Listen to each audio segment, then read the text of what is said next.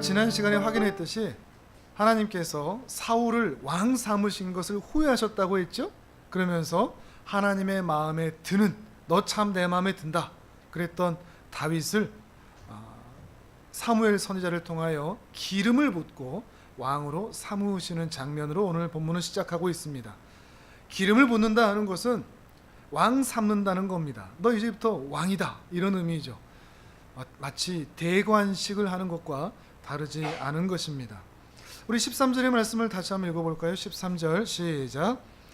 사무엘이 기름 뿔병을 가져다가 그의 형제 중에서 그에게 부었더니 이날 이후로 다윗이 여호와의 영에게 크게 감동되니라. 사무엘이 떠나서 라마로 가니라. 아멘. 우리가 볼 때는 그냥 한 줄로 보이겠지만 하나님의 입장에서는 지금 대관식을 하고 있는 겁니다. 너 이제부터 왕이야. 사울이 왕이 아니고 네가 왕이야.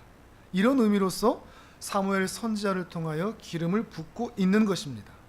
자, 그러면 다윗이 이제 왕이 되었습니까?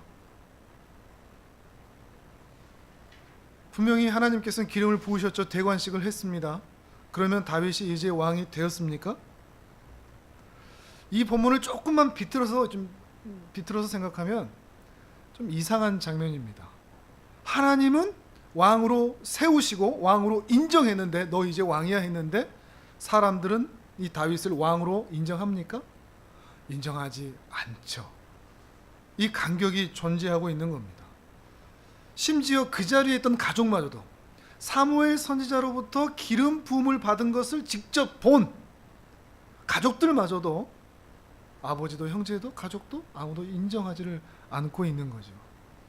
왕인데 왕이 아닙니다. 이상하지 않습니까? 왕인데 왕이 아니다. 다윗은 어쩌면 혼란스러웠을지도 모르겠습니다. 하나님이 나에게 기름을 부었으면 나 이제 궁궐로 들어가야 되는 거 아닌가? 사울왕 자리에 이제 내가 올라가야 되는 거 아닌가? 우리 아버지라도 우리 형제들이라도 형들이라도 이제 나한테 절하고 섬겨야 되는 거 아닌가? 이런 마음이 들었을 수 있는데 아무도 사무엘 선지자는 그렇게 기름 붓고 가버리고 아무도 자신을 왕으로 대접하지 않는 겁니다. 요즘 우리말로 하면 꽃길을 걸어야 되는데 꽃길이 아니라 여전히 가족들로부터 무시당하고 있는 그런 상황인 것이죠. 보통 성경에서 보면 왕이나 제사장이나 선지자는 기름을 부으면서 임명식을 합니다. 한 번만 부으면 됩니다.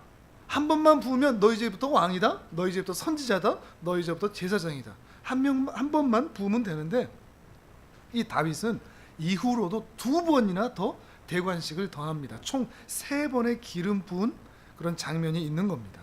10수년이 지나서 한참의 시간이 지났죠. 유다 지파만의 왕이 한 번 되고 3번째는 드디어 이스라엘 전체의 왕이 되면서 드디어 인정받는, 모든 사람들에게 인정받는 그 왕이 되는 것이죠. 왕인데 왕이 아닌, 왕으로 인정을 받았는데 왕으로 인정을 받지 못하는 그런 기간이 다윗에게는 존재하고 있었다는 것입니다. 특이하죠? 그런데 예수님도 그런 적이 있다는 것을 알고 계십니까? 예수님은 사람이지만 분명히 하나님이시죠? 온 세상을 다스리는 창조주 하나님이십니다. 그런데 그가 사람으로 오셨습니다. 사람으로 오셨으나 여전히 그는 하나님이시죠.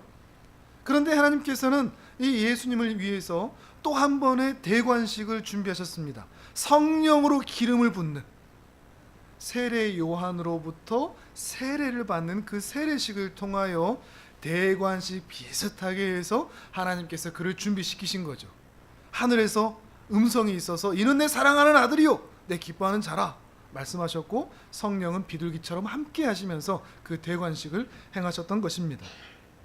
예수님은 이 세상을 구원할 자로, 또한 세상을 섬기는 왕으로 인정을 하나님께로 받았던 것입니다. 그런데 사람들에게는 인정받지 못했습니다.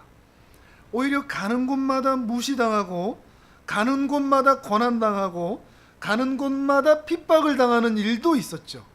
심지어 왕인데 왕의 백성들에게 두들겨 맞기도 하고 돌로 맞을 뻔도 한 그런 일들을 경험하기도 했다는 것입니다. 심지어 십자가에서는 죽으시기까지 하셨죠.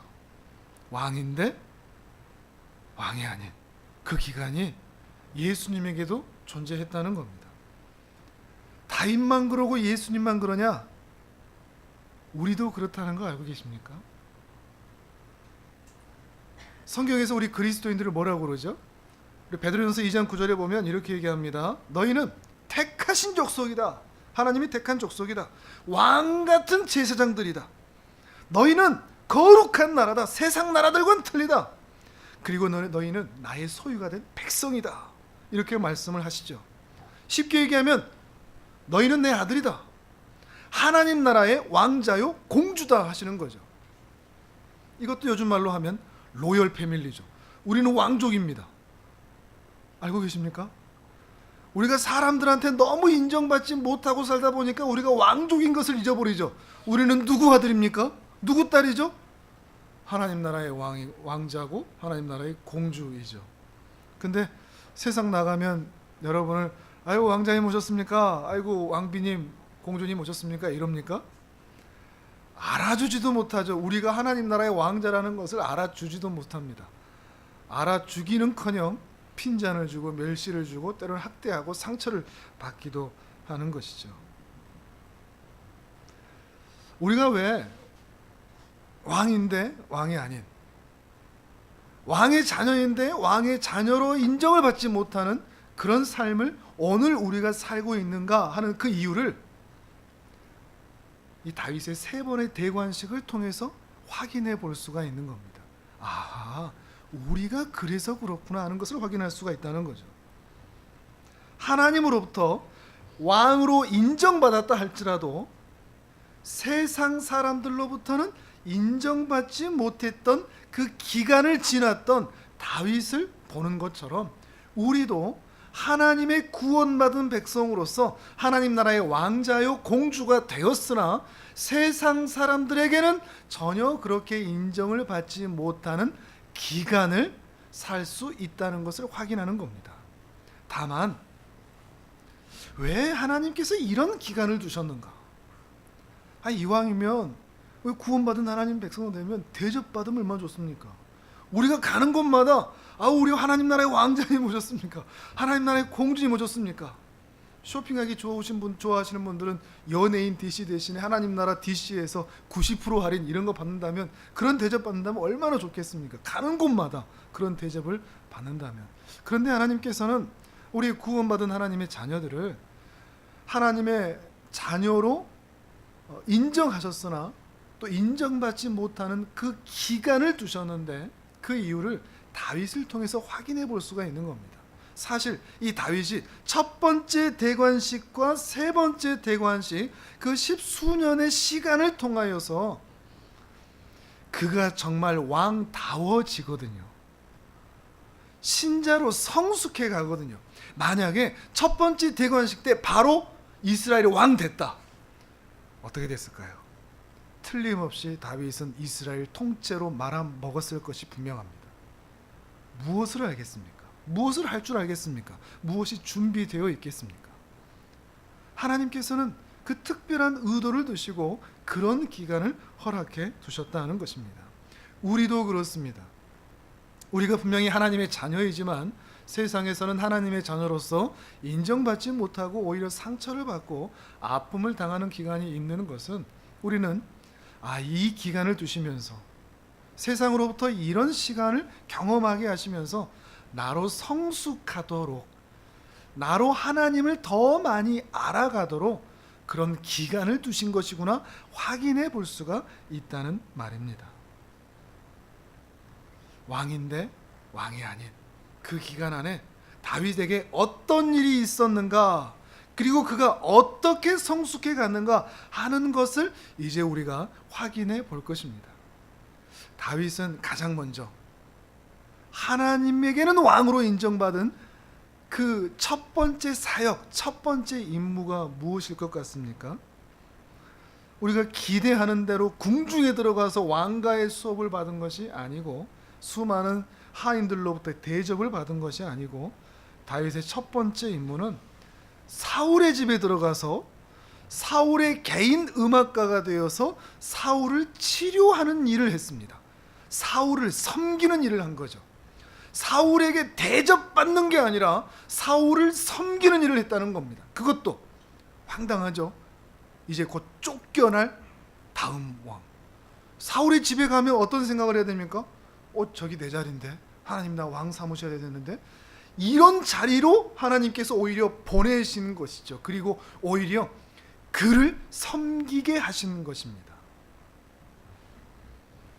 예수님도 그러셨거든요. 예수님이 뭐라고 그러셨죠? 나는 섬김을 받으러 왔다 하지 않으셨습니다. 뭐라고 그러셨죠? 나는 섬기러 왔다 그러셨죠. 예수님이 이 땅에서 내가 하나님이니까 너희 나한테 경배하고 엎드리고 절하고 우상 세우고 형상 세우고 절해, 나를 그렇게 대우해 라고 하신 적이 한 번이라도 있었습니까? 그러지 않으셨습니다. 단 한 번도 그러지 않으셨습니다. 끝까지 사랑하시면서 자기의 목숨을 내주시기까지 사랑하시면서 섬기셨습니다. 섬김을 받은 것이 아니라 섬기셨다는 거죠. 우리 그리스도인들도 그렇습니다. 왜 이런 기간을 두시느냐? 그 기간 동안에 에헴 이러면서 뒷짐지고 대접받고 인정받고 사랑받고 아무런 해도 당하지 않고 그렇게 살라는 게 아니라 그 기간 동안에 섬기라고, 섬기는 자리로 우리를 보내신다는 것입니다. 사실 우리는 못마땅하죠. 이런 대접이. 대접받고 싶은데 대접하는 자리로 우리를 보내기 때문에 우리는 참 하나님의 이런 방식들이 마음에 들지 않을 때가 있습니다. 하지만 우리가 이 섬김이라는 것을 오해하고 있기 때문이기도 합니다. 우리는 섬김 그러면 어떤 걸 생각하죠? 그래도 내가 섬겨야죠. 이럴 때는 청소하거나 빨래하거나 밥하거나 허드렛 일하거나 뒷일을 도와주거나 뒷처리하거나 이런 것들을 우리는 섬긴다고 생각합니다. 내가 하죠 뭐, 이게 섬김이라고 생각합니다. 그러나 이게 섬김이 전부가 아닙니다. 다윗이 어떻게 무엇을 섬겼나를 보셔야 됩니다. 그게 그리스도인의 섬김입니다. 그리스도인이 어떻게 섬기느냐? 다윗이 그 집에 가서 허드렛 일 하지 않았죠. 뭐 했다고요? 사울의 개인 음악가가 되었다고요. 그래서 뭘 했다고요? 사울을 치료했다고요.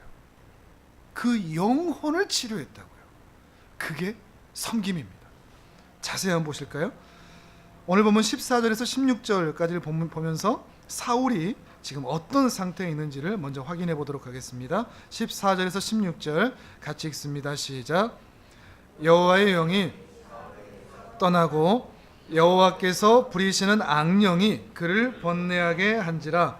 사울의 신하들이 그에게 이르되 보소서, 하나님께서 부리시는 악령이 왕을 번뇌하게 하온즉 원하건대 우리 주께서는 당신 앞에서 모시는 신하들에게 명령하여 수금을 잘 타는 사람을 구하게 하소서. 하나님께서 부리시는 악령이 왕에게 이를 때에 그가 손으로 타면 왕이 나으시리이다 하는지라. 아멘. 하나님의 영이 사울을 떠나자 그 자리에 누가 차지했습니까? 악한 영이 차지했죠. 하나님의 영이 계시지 않는다면 그 자리에는 무조건 악한 영이 자리할 수밖에 없습니다. 사울에게만이 아닙니다. 이 세상 모든 사람에게 동일하게 적용되는 이야기입니다. 하나님의 영이 계시느냐, 아니면 악한 영이 지배하느냐, 둘 중에 하나인데 하나님이 사울을 떠나시자 사울은 악한 영에게 지배받고 있다는 것입니다. 그리고 하나님의 영이 떠난다는 것이 얼마나 두려운 일인지, 악한 영에게 지배를 받는다는 것이 얼마나 무서운 일인지를 사울이 너무나 잘 보여주고 있는 겁니다. 그리고 이랬던 사울 앞에 누가 선다고요? 다윗이 서게 됩니다. 그를 위해서 수금을 연주합니다. 어떻게 되었죠? 우리 마지막 23절을 같이 읽습니다. 23절 시작. 하나님께서 부리시는 악령이 사울에게 이를 때 다윗이 수금을 들고 와서 손으로 탄즉 사울이 상쾌하여 낫고 악령이 그에게서 떠나더라. 아멘. 다윗이 한 일이 뭐죠? 다윗이 섬긴 일은 악한 영과 싸우는 일이었습니다. 그렇다고 악한 영과 싸우는데 영화를 너무 많이 봤죠. 십자가를 들고 마늘 목걸이를 메고 물러가라! 막 기도를 많이 하고 무슨 물을 뿌리고 하는 것이 결코 아니라는 것을 여러분 유심히 보실 필요가 있습니다. 악한 영과는 그렇게 싸우는 것이 결코 아닙니다. 예수님께서 세례를 받으시고 가장 먼저 하신 것이 광야에 나가서 사단의 시험을 받으시는 것이었죠. 예수님이 그 사단을 어떻게 이기셨습니까? 십자가를 들고 마늘 목걸이를 메고 주문을 외우면서 땅을 가르고 막 하셨습니까? 그러지 않으셨습니다. 무엇으로 이기셨죠? 말씀으로 이기셨죠. 왜 말씀으로 이기셨습니까? 사단은 왜 또 말씀으로 대항을 했죠? 하나님이 말씀이시기 때문입니다. 성경을 많이 알라는 게 아니고 말주변이 좋다는 게 아니고 하나님이 말씀이시기 때문에 말씀이 훼손되면 하나님의 능력이 하나님 자체가 훼손되기 때문에 그 말씀으로 사단은 공격해왔고 하나님은 그 말씀으로 사단을 오히려 누르셨던 것이죠. 말씀입니다. 하나님의 말씀으로 이기는 것이죠. 우리 신자들도 그렇습니다. 우리 신자들도 다윗처럼 예수님처럼 싸워야 합니다. 누구와? 죄의 지배를 받는 수많은 연약한 자들과 우리도 싸우는 것입니다. 그렇다고 해서 십자가 들고 주문 들고 물 뿌리고 하는 것이 결코 아니라는 것입니다. 죄의 지배를 받고 있는 그 죄의 영향력 아래에서 괴로워하고 아파하고 신음하고 탄식하고 무엇이 소망인지를 알지 못하는 살 소망마저도 끊어져 버린 사람들에게 그들의 영혼이 다시 회복되도록 치료하는 일을 우리가 말씀을 통하여서 해야 한다는 것입니다. 이것이 섬김입니다. 다윗이 그렇게 섬겼고 예수님이 그렇게 섬기셨고 우리가 그렇게 섬겨야 한다는 것입니다. 우리가 감당해야 할 섬김은 바로 이런 섬김이죠. 그들의 연약한 자들의 영혼을 회복하는 일, 그들이 바로 우리가 해야 할 일이라는 것입니다. 하지만 턱 걸리죠. 아이 그걸 어떻게 합니까? 하나님이 왕 대접도 안 해주시면서 힘이 있나 능력이 있나 돈이 있나 건강이 있나 뭐가 있나 대체 우리가 어떻게 그런 일을 할 수 있다는 말입니까? 어떻게 우리가 다른 사람을 섬기면서 그들의 영혼까지도 구원하는 일을 하라는 말입니까? 너무나 버겁고 힘들죠. 그들의 영혼을 감당한다는 것이요. 우리는 다윗을 보면서 또한 예수님을 보면서 어떻게 그분들이 해나갈 수 있는지를 힌트를 얻을 수가 있습니다. 사무엘상 16장 13절은 뭐라고 얘기하죠? 기름 부음을 받자 다윗이 여호와의 영에게 크게 감동되었다 그러죠. 마태복음 4장 1절에서 뭐라고 그러죠? 예수께서 성령에게 이끌리어 마귀에게 시험을 받으러 광야로 가셨다. 다윗도 예수님도 누구에 의한 누구의 인도하심에 의하여 이 싸움을 했다는 말입니까? 다윗은 자기 미천으로 싸우지 않았습니다. 성령의 감동으로 하나님의 영과 동행함으로 이 일을 감당할 수가 있다는 것입니다. 하나님의 일을 하려는 사람에게 하나님께서 사용하시려는 사람에게 하나님의 부탁대로 이 세상과 사람들을 섬기는 사람들에게 가장 필요한 것은 돈이 아닙니다. 힘이 아닙니다. 능력이 아닙니다. 뭘까요? 하나님의 영이 함께하는 겁니다. 성령이 함께 하시는 겁니다. 그러면 무엇이든 감당할 수 있습니다. 귀신을 쫓는 것도, 가난한 자들을 돕는 것도, 외로운 자들에게 힘이 되어주는 것도, 이 힘든 세상을 힘으로 능력으로 사는 것도 오직 하나님의 영이 함께 할 때 우리는 가능하다는 것입니다. 여러분 어떻습니까?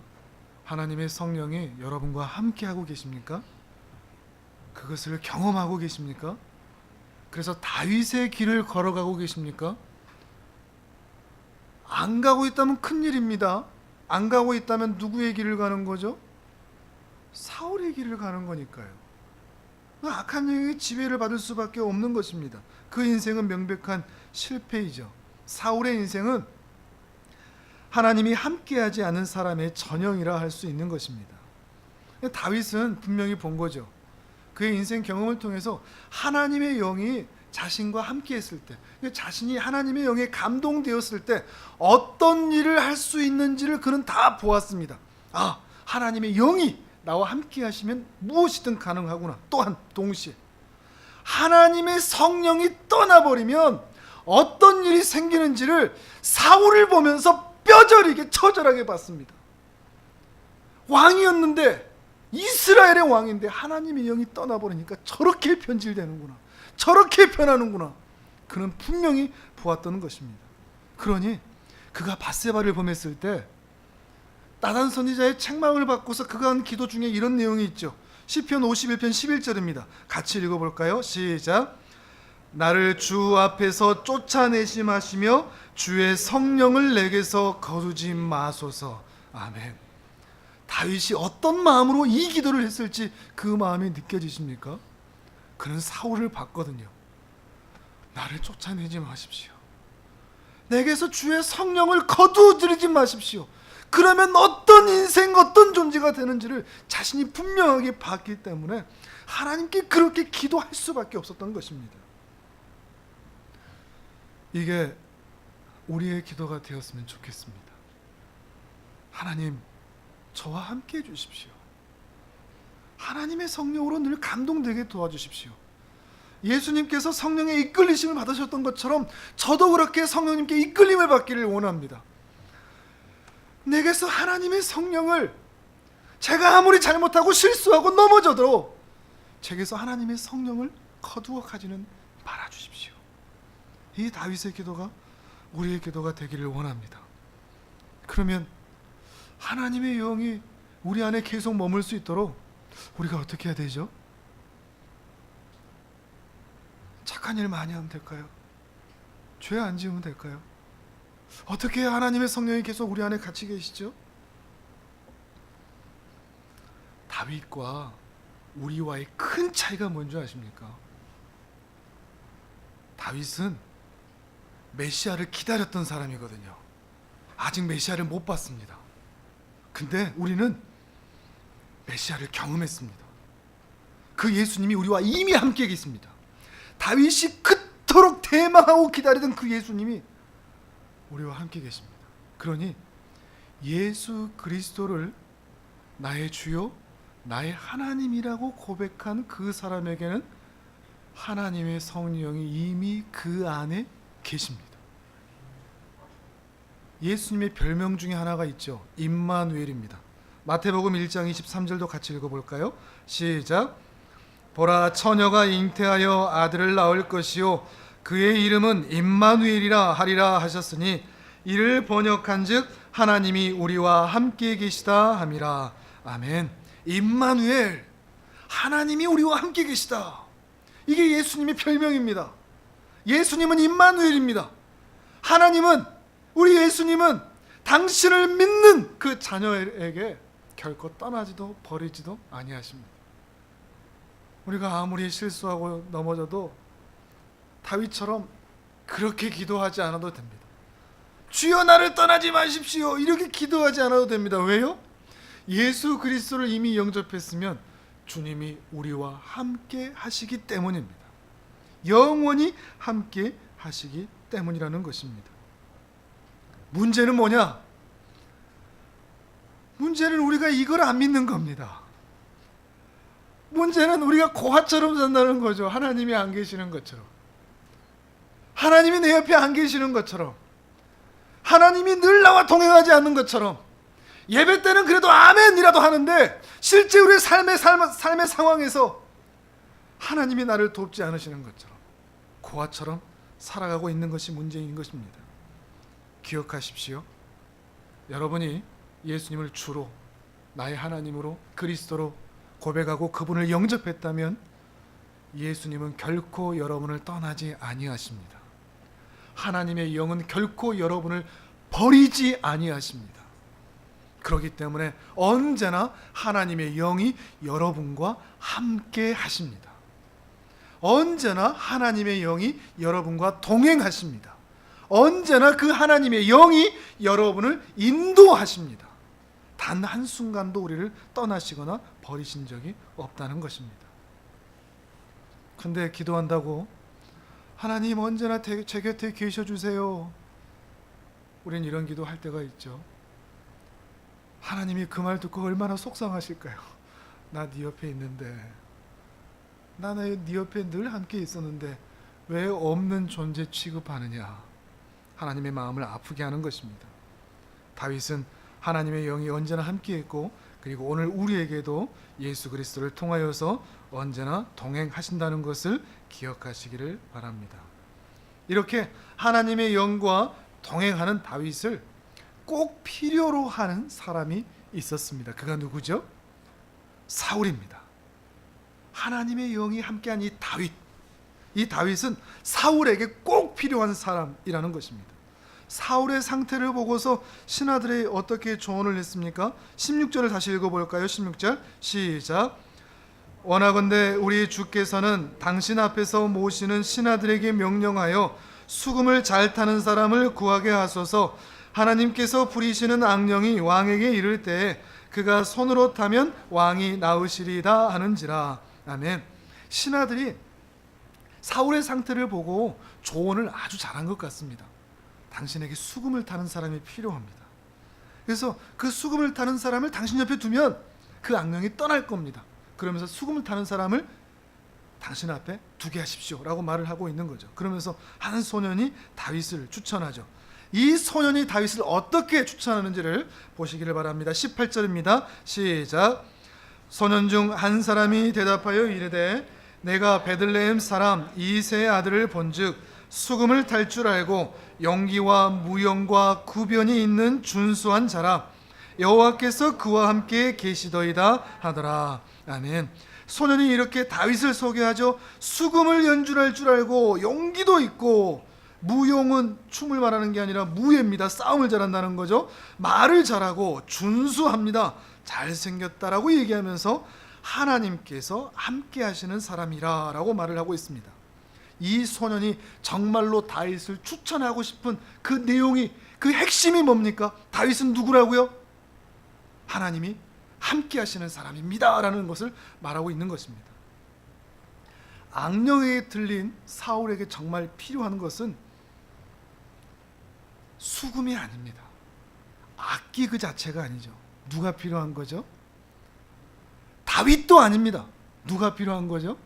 하나님이 함께하는 사람. 하나님이 함께하는 사람이 당신에게 필요합니다. 이 말을 하고 있는 겁니다. 그 사람을 옆에 둘 때 그 하나님의 사람으로 인해서 악령이 떠날 것이라고 추천하고 있는 것이죠. 그리고 그대로 되었습니다. 하나님이 함께 하시는 사람인 다윗이 그 사울 옆에 있었기 때문에 사울에게 악한 영이 떠나고 상쾌한 자유를 누릴 수가 있었던 것입니다. 다윗이 들었던 이 말, 하나님이 함께 하시는 사람, 여호와께서 그와 함께 하시더이다, 함께 계시더이다. 지난 시간에도 말씀을 드렸지만 이 다윗 유년 시절을 어떤 시간을 보냈다고요? 상처받고 소외받고 제외받는 시간을 보냈다고요. 그때 그런 중에도 다윗이 들었던 평가라는 것을 유념해 보시길 바랍니다. 그렇게 상처받고 어떻게 보면 배에 꼬일 수 있지 않습니까? 우리 아버지가 어떻게 나를 이렇게 대우하나, 어떻게 나를 이렇게 제외시키나. 그런 마음이라면 보통 사람들은 어떤 마음을 갖습니까? 꼬인 마음을 갖고 날카로운 마음으로 살아갈 수밖에 없죠. 그런데 다윗은 그런 상황 가운데서도 수많은 사람들에게 다윗이 함께하는 사람이라고 평가를 들을 수가 있었던 것입니다. 참 가슴을 뛰게 하는 말입니다. 오늘 이 말이 우리 모두가 들을 수 있는 그런 말이 될 수 있기를 바랍니다. 당신은 하나님이 함께 하시는 사람입니다. 하나님의 영에 감동된 사람입니다. 하나님의 인도하심을 받는 사람입니다. 여러분, 사람들에게 어떤 평가를 듣고 싶습니까? 잘생겼다, 이쁘다, 목소리 좋다, 직장 좋다, 일 잘한다, 봉사 잘한다, 헌신 잘한다, 이런 말 듣고 싶습니까? 아니면 하나님이 함께 하시는 사람이라 이런 말 듣고 싶습니까? 다른 말 듣고 싶어서 현혹되지 말고 이 말을 듣고 싶어하는 그런 사모하는 마음이 여러분에게 있기를 바랍니다. 예수님을 믿는 우리에게 가장 큰 칭찬이 이런 것이 아니겠습니까? 그 사람은 진짜인 것 같아. 그 사람은 정말로 하나님 믿는 사람인 것 같아. 그 사람을 보면 하나님을 보는 것 같아. 아빠가 믿는 하나님이라면 나도 한번 믿어볼 수 있을 것 같아. 엄마가 믿는 하나님이라면 나도 한번 믿어볼 수 있을 것 같아. 자녀들한테 그런 말은 들어야죠. 우리의 이웃들에게, 동료들에게 당신이 믿는 하나님이라면, 당신의 삶 속에서 드러난 그런 하나님의 은혜와 사랑이라면 나도 한번 당신 따라서 믿어보고 싶다. 이게 하나님이 함께 하시는 사람의 증거가 아니겠습니까? 악령에 의해 시달리던 이 사울이 그 악령의 지배에 자유함과 평안함을 누릴 수 있었던 이유가 단순히 수금 때문이거나 음악 치료를 받았기 때문이 아니라는 것입니다. 하나님이 함께 하시는 진짜 신앙인 다윗, 참 신자 다윗, 그의 기도와 그의 돌봄을 받았기 때문에 그 영혼이 자유함을 누릴 수 있었던 것입니다. 사울에게는 다윗이 절대적으로 필요했습니다. 사울에게는 다윗이 꼭 있어야 할 사람이라는 것입니다. 오늘 우리가 그러하기를 바랍니다. 오늘 우리가 하나님 나라에서 꼭 필요한 사람이 될 수 있기를 바랍니다. 하나님께서 우리 주위에 있는 그 사람 살리려고 여러분을 그 자리에 두지 않으셨을까요? 여러분을 통해서 복음을 들어야 되고 하나님을 만나야 되고 하나님의 사랑을 경험해야 할 그 사람을 하나님께서 여러분 옆에 두지 않으셨습니까? 그 사람에게 여러분이 꼭 필요한 존재가 아닐까요? 우리가 하나님의 사람이라는 것이 내가 그냥 하나님 잘 믿고 잘 살다가 저 천국 가면 된다, 이걸로 끝나는 게 아니라 우리가 이 땅에 온 이유, 우리가 하나님으로부터 왕으로 인정을 받았으나 그러나 세상으로 아직 인정받지 못하는 그 기간이 있는 이유, 그리고 그 기간에 우리가 해야 할 일은 섬기는 일인데, 무엇을 섬기는 일이라고요? 이 죄의 지배를 받고 있는 무수한 사람들을 우리가 존재하는 그곳에서, 우리 가정에서, 우리 직장에서, 우리 일터에서, 우리가 만나는 사람들과의 관계에서 그들에게 꼭 필요한 사람이 되어 그들을 자유하게 하는 일, 그게 우리가 해야 할 섬김이라는 것입니다. 이게 진짜 신앙인의 모습일 것입니다. 그리고 여러분이 인생 통틀어서 주님 앞에 서기 전까지 이 세상에서 그 칭찬을, 그 평가를 받고 주님 앞에 설 수 있기를 바랍니다. 그 사람은 정말 하나님이 함께 하시는 사람이었어. 묘비에다가 여러 가지 말들을 쓴다고들 하죠. 거기에 하나님이 함께 하시는 사람 누구. 그게 여러분의 묘비명이 될 수 있다면 얼마나 좋겠습니까? 얼마나 하나님께 영광이고 여러분 스스로에게도 영광이 되겠습니까? 우리 각 성도님들이 사람들에게 그렇게 칭찬을 받는 이 세상에 꼭 필요한 바로 그분이 되시기를 바랍니다. 또한 우리 교회가 하늘창고 사역을 통해서 이 지역에 꼭 필요한 교회가 될 수 있었으면 좋겠습니다. 주님께서 우리를, 또한 우리 공동체를 이미 그렇게 만들어 가고 계시는 줄을 믿습니다. 우리가 또한 다윗을 보면서 언제나 주님 은혜 가운데서 우리가 비록 연단받고 고난받고 있는 길을 걸어가고 있지만 그 가운데서도 주님을 신뢰하고 주님을 바라보면서 이 시대에 꼭 필요한 우리 성도님들, 또한 우리 공동체가 되기를 주님의 이름으로 축복합니다. 아멘.